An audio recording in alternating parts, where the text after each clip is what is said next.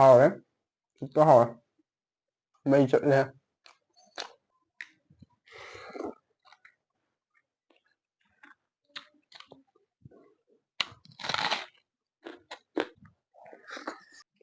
Glass साक्षा में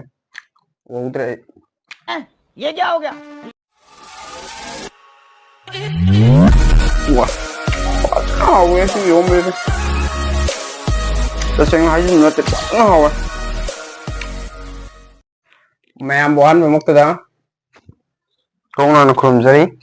mẹ em ngay siêu mukbang cái video ông phụ tu lạc sẽ rồi mẹ em đâu ngay siêu thì em special rồi bà khơi cái mấy tay kiểu bà mặt thiền nó nhau rồi bà cái nói cái là mặt thiền gì cái nó này bà khơi cái Paknam nhau rồi bà Paknam thì lẽ aduga ngasi mathen je ok thong ne ko ok thong le da gravy le ko ok thong ge khamen sin bam sumaina makum ma chicken sumaina me le re tilo le re dugo moro ate ko da omelette mas ama ga le re me amal de ngasi gi mathen i haw ne ko ai su re ta re adu ai bike ama tor ga sa ba hojil je ko adu de ai ngasi de special join cha ne ta re ko okay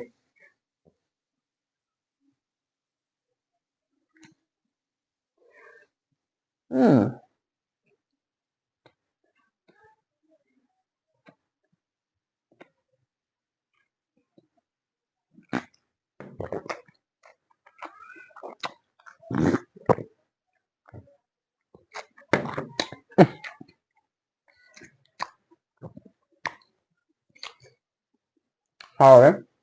to haw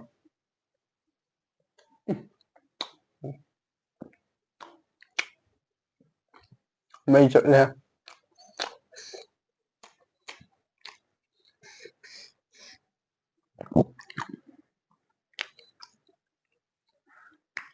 haw đấy rất haw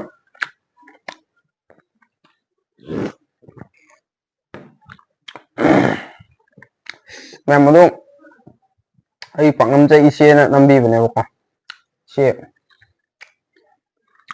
ở đây mẹ mấy hồ rồi ko không chỉ là dễ ta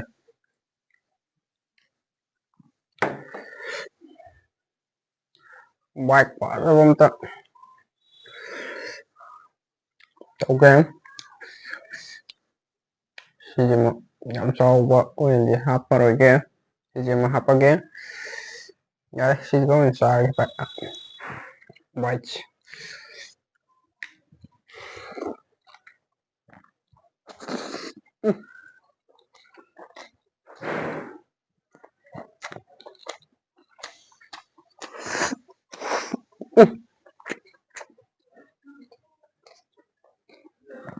mày ha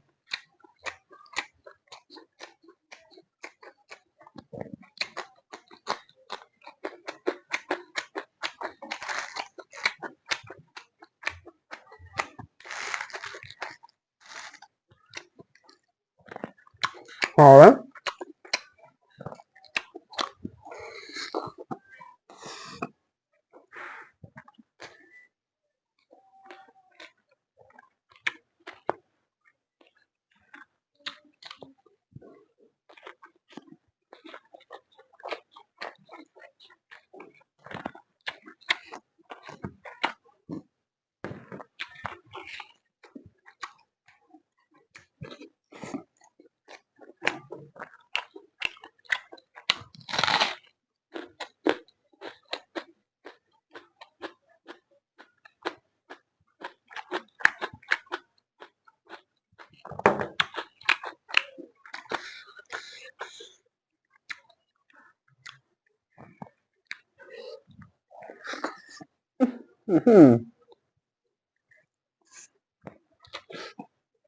hồ lắm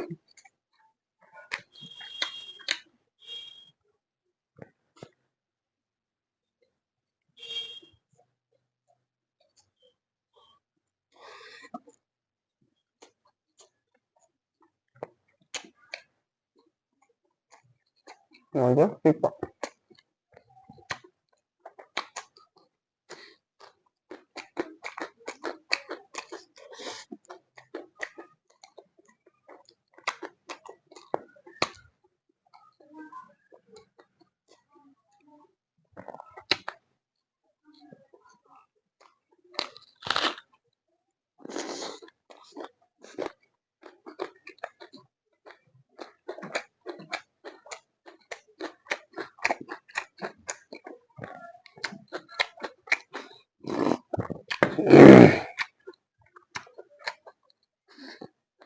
Mười một mấy chữ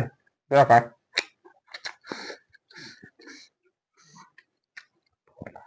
khăn mười một cái khăn người ta sức vậy này thì biết làm cái mười một cái làm cái khó xả đi vậy rồi mấy chữ này biết ra cái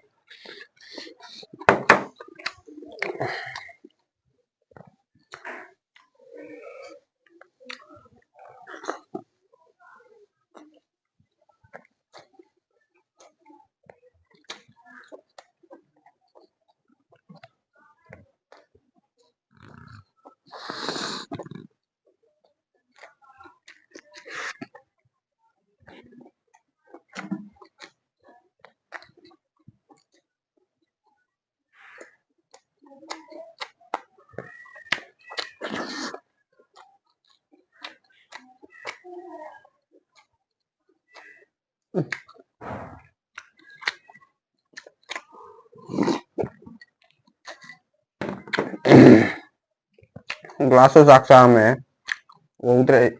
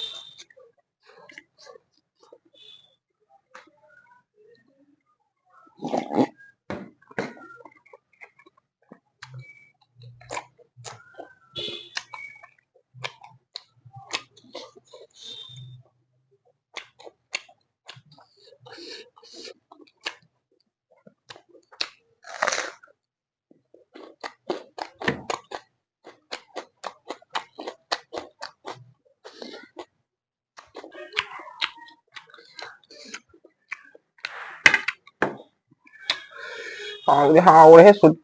mấy hưu đấy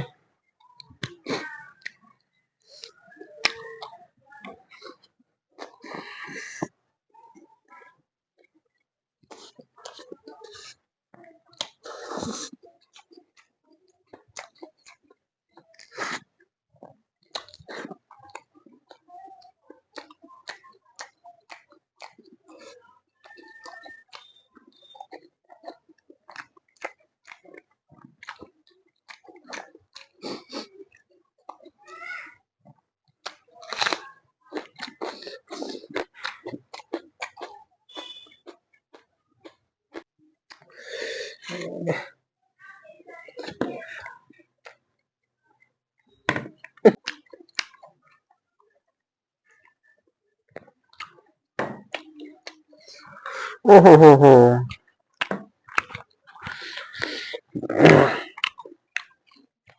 sạc sẽ hình béo lắm này hết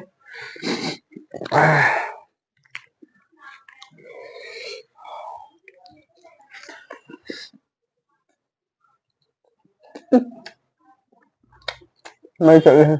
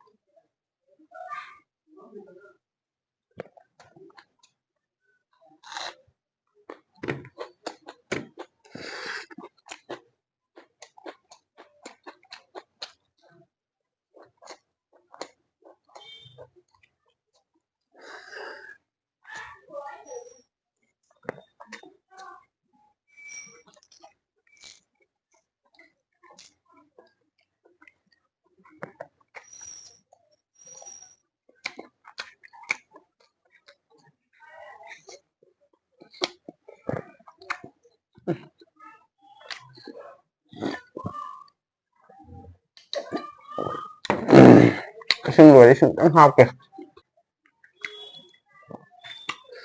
Ising jo hay nya mi le ta isum uba le ising loire amne ko. Extra thamu thamu de ma hide.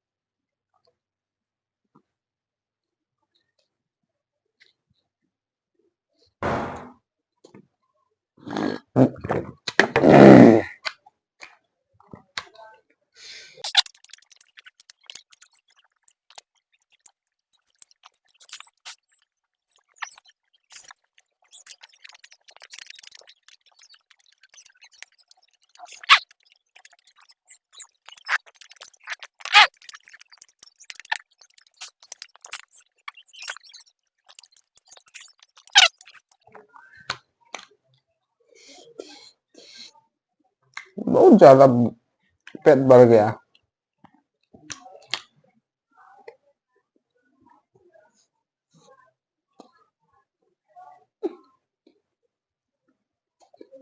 नहीं ये माहौल